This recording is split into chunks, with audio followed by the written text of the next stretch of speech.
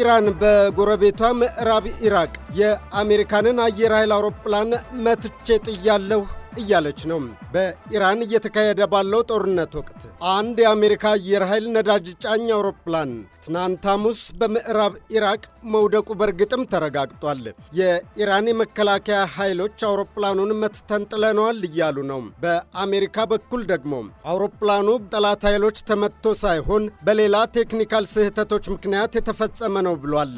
በሌላ በኩል የአሜሪካ መከላከያ ሚኒስቴር ፔንታገን በኢራን ጦርነት የመጀመሪያ 6 ቀናት ውስጥ $11.3 ቢሊዮን ወጪ መደረጉን ግምት አሰፈረም። ይህ በ2 ሳምንቱ ጦርነት ብቻ የወጣ ወጪ ነው። እየተሰማ ያለው ግን ይህ ብቻ አይደለም። በየሰዓቱ በየደቂቃው አዳዲስ መረጃዎች ተከታትለው እየጎረፉ ነው። ሐሙስ ሌሊቱን እንደተሰማው ከሆነ ደግሞ በአሜሪካ ሚቺጋን የአይሁድ ማኅበረሰብ ላይ ያነጣጠረ የጥቃት እርምጃ ተወስዷል እየተባለ ነው። ይህም የኢራን ጦርነት አሊያም በጦርነቱ ምክንያት የሚካሄድ የበቀል እርምጃ የአሜሪካ ምድርን መርገጡንም ጭምር የሚያመላክት ሆኗል። በአሜሪካ ሚቺጋን የአይሁድ ቤተ እምነት ላይ ጥቃት ተፈጽሟል። ጤና ይስጥልኝ የተከበራችሁ አድማጮቻችን፣ ከፋና ሚዲያ ኮርፖሬሽን ሳምንታዊው ዳሰሳ ጀመረ። የዛሬው ዳሰሳችን በሆርሙዝ ወሽመጥ እየተካሄደ ያለውን ጦርነትና እያስከተለ ያለውን አካባቢያዊና ዓለም አቀፋዊ ዳፋ የሚቃኝ ይሆናል። የዛሬው ተረኛ አዘጋጅና አቅራቢ ተስፋ ያለነ።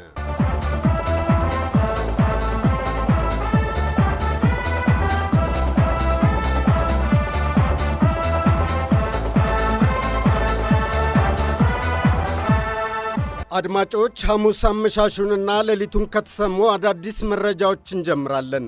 የአሜሪካ የነዳጅ ጫኝ አውሮፕላን በኢራቅ መከስከሱን የአሜሪካ መንግሥት አረጋግጧል። ኢራን መትቼ የጣልኩት እኔ ነኝ እያለች ነው።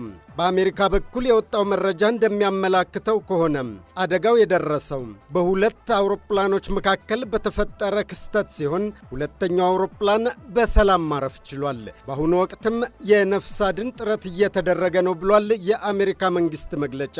ከዚሁ ከሆርሙዝ ጦርነት ጋር በተያያዘ እስራኤል በኢራን ዋና ከተማ ቴሄራን አዲስ ጥቃት መጀመሯን ገልጻለች። በተጨማሪም በሊባኖስ የሚገኘውን የሂዝቡላህ ይዞታዎችን ኢላማ ማድረጓንም እንዲሁም ሁኔታውን ከኢራን በኩል ሆነን ስንመለከተውም ነገሮች እየተባባሱ በመምጣት ላይ መሆናቸውን ያመላክተናል። የአባታቸውን ቦታ የተኩት አዲሱ የኢራን ጠቅላይ መሪ ሞጅታባህ ኻሜኒ ስልጣን ከያዙ በኋላ ለመጀመሪያ ጊዜ በመንግሥት ቴሌቪዥን በኩል መግለጫ አስነብበዋል። በመግለጫው መንግስታቸው የሆርሙዝ የባህር መተላለፊያ ሆርሙዝ ወሽመጥን የመዝጋት ሥራም አጠናክሮ እንደሚቀጥል ተናግረዋል። ይሁንና አያቶላህ ሞጅታባህ ኻሜኒን በተመለከተ አንዳንድ ጥርጣሬዎች እየተነሱ ነው። ሞጅታባህ ኻሜኒ ስልጣን ከያዙ በኋላ በአደባባይ አለመታየታቸው ተጎድተዋል ወይም ተገድለዋል የሚል ግምት ቢቢሲ በፋርስ ቋንቋ በሚያሰራጨው ፕሮግራም ላይ ፈንጠቅ አድርጓል። በሌላ በኩል የዚያው የሆርሙዝ ወሽመጥ አጎራባች የሆነው ፋርስ ባህረ ሰላጤ ቢያንስ 3 የጭነት መርከቦች ሰሞኑን ጥቃት ደርሶባቸዋል። ኢራን ቢያንስ ከአንዱ ጥቃት በስተጀርባም እጇ እንዳለበት በመንግሥት ሚዲያዎቿ በኩል አምናለች። የሁኔታውን መባባስ የሚያመላክት ስታቲስቲክሳዊ መረጃ ደግሞ በተባበሩት መንግስታት በኩል ይፋ ሆኗል። የተባበሩት መንግስታት የስደተኞች ከፍተኛ ኮሚሽን እንደገለጸው ይህ ጦርነት ከተነሳ ጀምሮ በኢራን ውስጥ ብቻ ቢያንስ 3.2 ሚሊዮን ሰዎች ተፈናቅለዋል። የጦርነቱ መዘዝ የአሜሪካ ምድርንም የረገጠ መስሏል። በአሜሪካ ሚቺጋን ግዛት በአይሁድ ማኅበረሰብ ላይ ያነጣጠረ ጥቃት እንደተፈጸመ ከስፍራው የወጡ መረጃዎች ይፋ አድርገዋል። በሚቺጋን የአይሁድ ቤተ ጸሎት ላይ ታቅዶ የተፈጸመ የጥቃት እርምጃ እንደነበር ነው የተነገረው። በሚቺጋን ግዛት ዌስት ብሉምፊልድ በሚገኘው ቴምፕል ኢዝራኤል በተሰኘው የአይሁድ ቤተ ጸሎት ላይ አንድ ግለሰብ በመኪና ጥቃት መፈጸሙን ተከትሎ የፌዴራል ምርመራ ቢሮ ኤፍቢአይ ጉዳዩን በአይሁድ ማኅበረሰብ ላይ ያነጣጠረ የጥቃት እርምጃ በሚል ምርመራ መጀመሩን ይፋ አድርጓል። የጥቃቱን ዝርዝር በተመለከተም መረጃ ወጥቷል። እንደ አካባቢው ፖሊስ መረጃ ከሆነ ከትናንት በስቲያ ረቡዕ አንድ ግለሰብ መኪናውን በከፍተኛ ፍጥነት በማሽከርከር ወደ ቤተ እምነቱ ሕንፃ ዘልቆ በመግባት ጥቃት አድርሷል። የኦክላንድ ካውንቲ የፖሊስ ኃላፊ ሚካኤል ቡሻርድ እንደተናገሩት መኪናው በሕንፃው ኮሪደር ውስጥ ዓላማን ሰንቆ ሲጓዝ እንደነበርና በወቅቱ በሕንፃ ውስጥ በነበሩ የጥበቃ ሠራተኞች እርምጃ እንደተወሰደበት ተናግረዋል። ጥቃቱን የፈጸመው ግለሰብ በጸጥታ ኃይሎች በተወሰደበት እርምጃ መሞቱ ተረጋግጧል። በጥቃቱ ወቅት አንድ የጥበቃ ሠራተኛ ላይ ጉዳት ደርሶም ሕክምና እየተደረገለት ቢሆንም በወቅቱ በቤተ ጸሎቱና አብሮት በሚገኘው የመዋዕለ ሕፃናት ትምህርት ቤት ውስጥ የነበሩ ሕፃናትና ሠራተኞች ላይ ምንም አይነት ጉዳት አለመድረሱ ተረጋግጧል። በዚህ ሳምንት መጀመሪያ ላይም በአውሮፓ ቤልጅየም በአንዲት ከተማ ውስጥ በሚገኝ የአይሁድ ቤተ እምነት ምኩራብ ላይ የተፈጸመ ጥቃት እንደነበር መዘገቡ የሚታወስ ነው።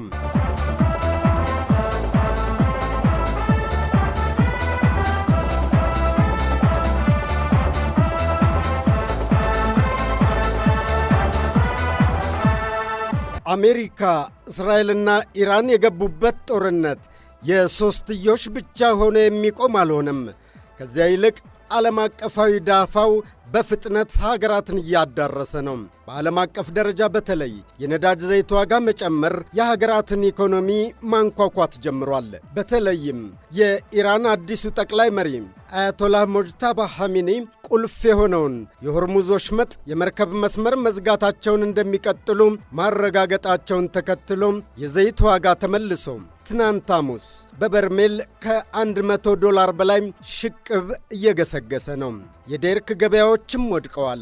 የብሬንት ድፍድፍ ነዳጅ ዘይት ብሬንት ክሩድ ኦይል ትናንት ሐሙስ በ9 በመቶ ዋጋው አሻቅቧል። እናም 101.59 የአሜሪካ ዶላር ደርሷል። እርግጥ ነው ዘግየት ብሎ ደግሞ ወደ 99.44 ዶላር ወርዷል። ይህ ጭማሬ የመጣው ዓለም አቀፍ የኢነርጂ ኤጀንሲ ረቡዕ ዕለት በዩኤስ እስራኤልና በኢራን መካከል ያለው ጦርነት የሚያስከትለውን ኢኮኖሚያዊ ተጽዕኖ ለመግታት ሲባል ሪከርድ የሆነ 400 ሚሊዮን በርሜል ዘይት ከክምችት እንደሚለቅ እየገለጸም ጭምር ነው የነዳጅ ዋጋው ማሻቀቡን የቀጠለው። በሆርሙዝ ወሽመጥና በአካባቢው በሚገኙ የትራንስፖርትና የኢነርጂ መሠረተ ልማቶች ላይ የሚሰነዘረው ጥቃት የሚቀጥል ከሆነ ዓለም አቀፍ ኢኮኖሚው ለማገገም ረጅም ጊዜ ይፈጅበታል የሚል ስጋት በባለ ሀብቶችና በኩባንያዎች ዘንድ እየጨመረ መጥቷል። አዲሱ የኢራን ጠቅላይ መሪ አያቶላህ ሞጅታባ ሐሚኒ በጠቅላይ መሪነት ከተሰየሙ በኋላ ትናንት ባስነበቡት የመጀመሪያው መግለጫ የሆርሙዝ ስትሬትን የመዝጋት መቆጣጠሪያ አሁንም በኢራን ጥቅም ላይ መዋል እንዳለበት ተናግረዋል።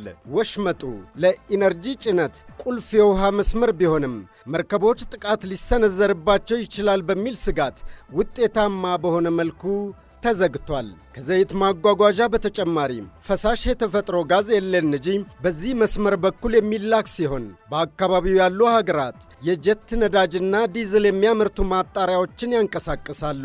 የኢራን አብዮታዊ ዘብ ቃል አቀባይ ከትናንት በስቲያ ረቡዕ ሰጥተውት በነበረ መግለጫ ከአሜሪካ፣ ከእስራኤል ወይም ከአጋሮቻቸው ጋር ግንኙነት ያለው ማንኛውም መርከብ ኢላማ ይደረጋል ነው ያለው። የነዳጅ ዘይት ዋጋን በሰው ሰራሽ መንገድ መቀነስ አትችሉም፣ የአንድ በርሜል ዘይት ዋጋም $200 እንደሚሆን ጠብቁ ብለዋል። የነዳጅ ዘይት ዋጋ አሉ የኢራን አብዮታዊ ዘብ ቃል አቀባይ፣ የነዳጅ ዘይት ዋጋ በአካባቢው ደህንነት ላይ የተመሠረተ ነው። እናንተ ደግሞ በክልል ውስጥ ዋነኛው የደህንነት እጦት ምንጭ ናችሁ ብለዋቸዋል።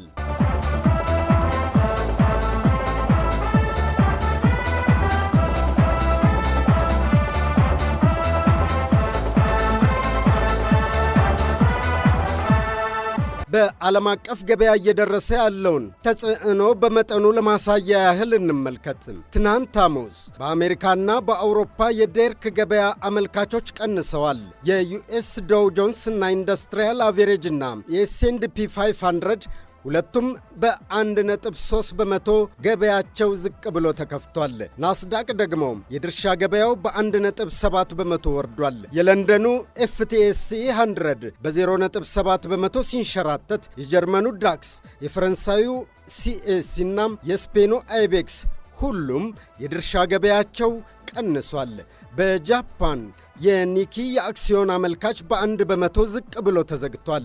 ትናንት ሐሙስ ዓለም አቀፉ የኢነርጂ ኤጀንሲ በመካከለኛው ምስራቅ ያለው ጦርነት በዓለም አቀፍ የነዳጅ ዘይት ግብይት ታሪክ ውስጥ ትልቁን የአቅርቦት መቋረጥ እየፈጠረ ነው ሲል ሐሳብ እንደገባው አጋርቷል። ኢራቅ፣ ኳታር፣ ኩዌት፣ የተባበሩት አረብ ኤሚሬትስና ሳውዲ አረቢያም አጠቃላይ የነዳጅ ዘይት ምርታቸውን በቀን ቢያንስ በ10 ሚሊዮን በርሜል መቀነሳቸው ተነግሯል። ምርቱም ወደ ቀድሞ ደረጃ ለመመለስ እንደ የዘይት ጉድጓዶቹ ስብስብነትና ለሰራተኞች መሳሪያዎችና ሀብቶች ወደ ክልሉ ለመመለስ በሚፈጀው ጊዜ ላይ በመመስረት ሳምንታትና በአንዳንድ ሁኔታዎችም ወራትን ይወስዳል ነው የተባለው።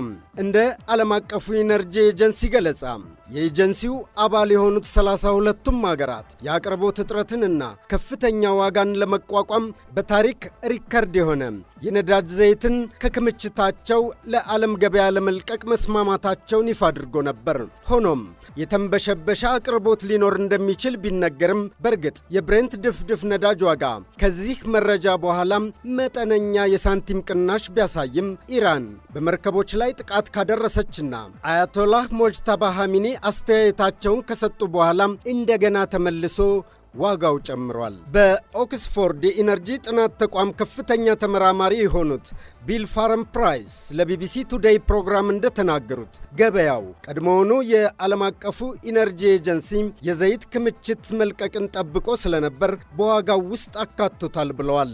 ነገር ግን የዓለም አቀፉ ኢነርጂ ኤጀንሲ እርምጃን ቢረዳም በትልቁ ችግር ላይ የተለጠፈች ትንሽዬ ፕላስተር ብሎታል። ችግሩ ከገልፍ ቀጠና በቀን 20 ሚሊዮን በርሜል የሚሆን አቅርቦት እያጣን መሆኑ ነው።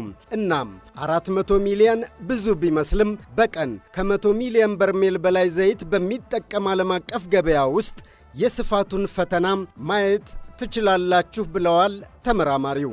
እያስከተለ ያለው ዓለም አቀፍ ተጽዕኖንም ለማመላከት ያህል በዚህ በኢትዮጵያም የነዳጅ ዋጋ በዓለም አቀፉ ተጽዕኖ ምክንያት ጭማሪ መደረጉን መንግሥት ይፋ ማድረጉ ይታወቃል። በፊሊፒንስ፣ ታይላንድና ቪየትናም በዚህ ሳምንት ሰዎች ነዳጅ ለመቅዳት ሲሽቀዳደሙ በነዳጅ ማደያዎች ላይ ረጅም ሰልፎች ታይተዋል።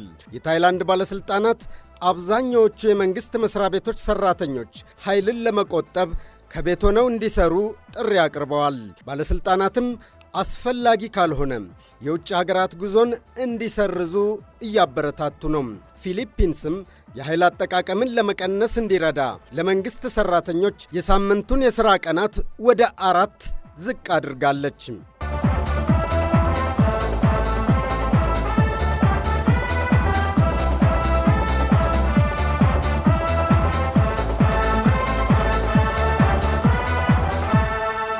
ለመሆኑ የአሜሪካ ኢራን ጦርነት በአፍሪካ ቀንድ ላይ የሚኖረው የዶሚኖ ተጽዕኖ እንዴት ይታያል?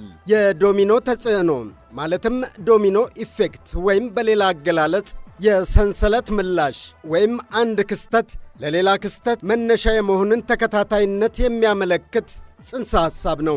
ይህ ሰንሰለታዊ ምላሽ ማለትም ዶሚኖ ኢፌክት ተከታታይነት ያለው ክስተት አንዱ ሲነካ ሌላውን ይዞ የሚያስከትል ሂደት ተብሎ ሊገለጽ ይችላል። ይህ ስያሜ የመጣው ዶሚኖ ከሚባለው የመጫወቻ ድንጋይ ሲሆን ድንጋዮቹን በረድፍ አቁመው አንዱን ሲመቱት ሌሎቹ በቅደም ተከተል ተያይዘው የመውደቃቸውን ሂደት ለመግለጽ የሚሰራበት ምሳሌያዊ አነጋገር ነው።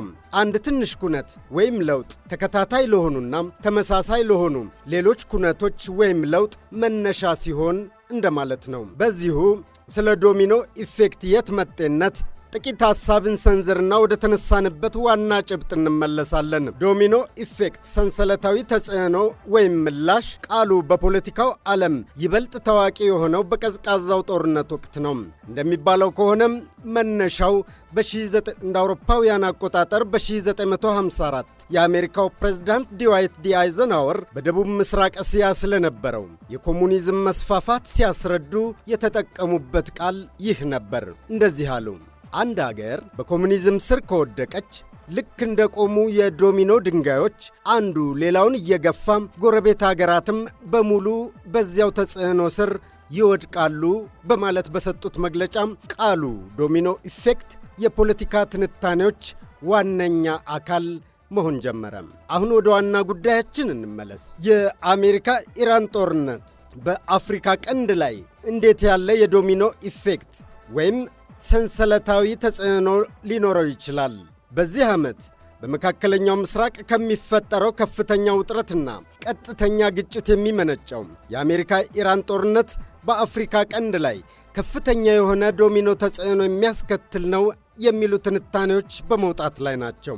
ቀይ ባህርን ወሳኝ ከነበረ የንግድ ድልድይነት ወደ አደገኛ እንቅፋትነትም ይቀይረዋል ነው የሚሉት። ቀድሞውኑ መረጋጋት ርቆት የከረመው ይኸው ቀጣናም የኢኮኖሚ ድንጋጤ ገጥሞታል። እናም የሆርሙዝ ጦርነት እስካልቆመ ድረስ የአፍሪካ ቀንድም ቢሆን ተከታታይ መዘዞችን መጋፈጡ አይቀሬ ነው።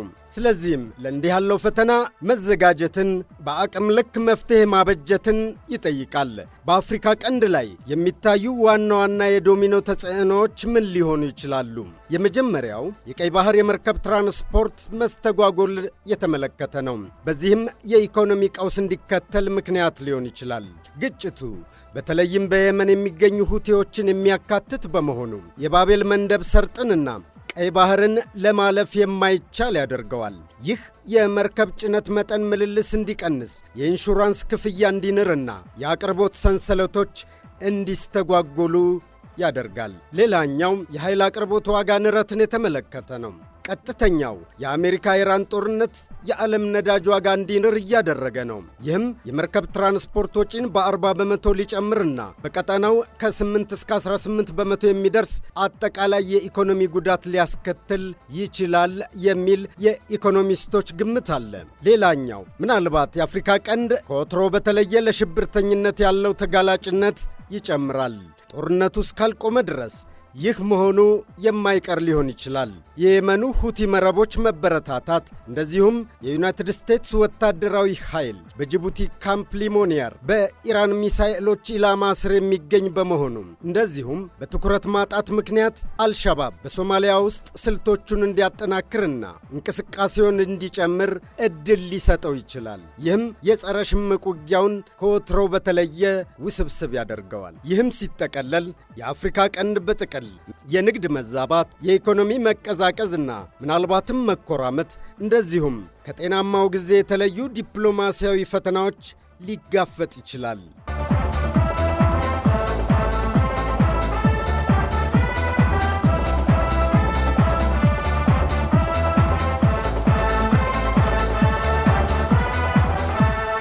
የአሁኑን የኢራን ጦርነት መንስኤዎቹን፣ ወደፊት ሊከተሉ የሚችሉ ውጤቶችን በተመለከተም የተለያዩ ሀገራትና ዩኒቨርሲቲዎች ምሁራን ውይይት አካሂደው ነበር። በፓናል ውይይቱ ላይ አንድ ቁልፍ ጥያቄ ነበር የተነሳው። ዩናይትድ ስቴትስና እስራኤል አሁን በዚህ ጊዜ ለምን ኢራንን አጠቁ የሚል፣ ቀጥሎስ ምን ይሆናል የሚል ተያያዥ ጥያቄም አብሮታለ። 3 የዳርትማውዝ የመካከለኛው ምስራቅ ምሁራን ትናንት በተካሄደ የፓናል ውይይት ላይ ምልከታቸውን አጋርተዋል። ይሁን እንጂ ከፕሬዝዳንት ዶናልድ ትራምፕና ከአስተዳደራቸው የሚሰጡ የተለያዩ ማብራሪያዎችና ሁኔታው በየጊዜው የሚለዋወጥ በመሆኑ ቁርጥ ያለ መልስ ማግኘት አዳጋች ሆኗል።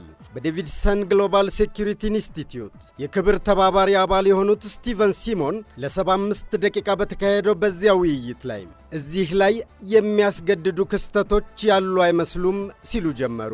ይህም በፊታችን እየታየ ያለውን የአሜሪካ ወታደራዊ ጥራት መጠንና ስፋቱን ግምት ውስጥ ላስገባ ሰው ሁኔታው እጅግ አስገራሚ ነው ብለዋል። ዝግጅቱ የተዘጋጀው በጆን ስሎዋን ዲኪ ሴንተር ፎር ኢንተርናሽናል አንደርስታንዲንግና በመካከለኛው ምስራቅ ጥናትና በሚድል ኢስት ኢኒሼቲቭ ሲሆን የዳርትማውዝ ዳያሎግስ አካል ነው። የዲኪ ሴንተር ዲሬክተር ቪክቶሪያ ሆልት ውይይቱን መርተዋል። ፓናሊስቶቹም የትራምፕ አስተዳደር ለጦርነቱ የሰጣቸው ምክንያቶች ከሚሳኤልና ከኒኩለር ስጋት መከላከል ጀምሮ እስከ ሥርዓት ለውጥና ሰፋ ያሉ የርዕዮተ ዓለም ጥያቄዎች ድረስ የተለያዩና እጅግ ሰፊ መሆናቸውን ጠቁመዋል። በቢል ክሊንተንና በፕሬዝዳንት ኦባማ አስተዳደር የብሔራዊ ደህንነት ምክር ቤት አባል ሆነው ያገለገሉት ሲሞን ዲፕሎማሲው አሉ ከ2015 የኒኩለር ስምምነት ጥቅሞች ሊበልጥ የሚችል ስምምነት ላይ ለመድረስ እየገሰገሰም ያለ ይመስል ነበር ብለዋል። ኢራን ወይም አጋሮቿ አሜሪካና እስራኤል ጋር ወዳጅ በሆኑ የባሕረ ሰላጤው ሀገራት ላይ ጥቃት በመሰንዘር አጸፋቸውን በመመለሳቸው ጦርነቱ እስከ ትናንት ሐሙስ ድረስ ብቻ ወደ 11 ሌሎች ሀገራት ተስፋፍቷል የሚል ዘገባም በኢራን የመገናኛ ብዙሃን በኩል እየተላለፈ ነው። ሌላኛው ተወያይ ደግሞ ባለፉት 30 ዓመታት ቀጠናውን ሲከታተል የነበረ ማንኛውም ሰው ኢራንና እስራኤል ከዩናይትድ ስቴትስና ከአረብ አጋሮቿ ጋር በግጭት ጎዳና ላይ እንደነበሩ ይገነዘባል ብለዋል። አሜሪካ በርግጥ በሥርዓት ለውጥ ወይም በሥርዓት መፈራረስ ላይ ፍላጎት የላትም። ነገር ግን በሥርዓቱ አካሄድ ላይ ማለትም የአያቶላህ አስተዳደር አካሄድ ላይ ለውጥ እንዲመጣ ነው የሚል መከራከሪያ ማቅረብ የምችል ይመስለኛል ብለዋል ተወያዩ። ስለዚህ አዲስ አያቶላህ ወይም ነገሮችን በአንድነት ሊይዝ የሚችል አዲስ አካል ከመጣ ኢራንን ከዚያ የግጭት መንገድ ካወጣት የአሜሪካ አስተዳደር ያንን ይደግፋል ብዬ አስባለሁ ነው ያሉት። ነገር ግን እኒሁ ተወያይ ሲያስጠነቅቁ አሜሪካ ድል አወጅኩ ብላ ያ ድል የእስራኤልን የደህንነት ተቋምና በባሕረ ሰላጤው የሚገኙ የአረብ አጋሮቿን ካላረካም የሚሳኤል ፕሮግራሙን የጥልነት ፍላጎቱንና በክልሉ ያለውን የኃይል ግንኙነት ለመለወጥ የሚደረገውን ንቁ ስትራቴጂ የሚፈታም ከባድ አማራጭ ካልመጣ በስተቀር ግጭቱ መራዘሙና መቀጠሉ አይቀርም።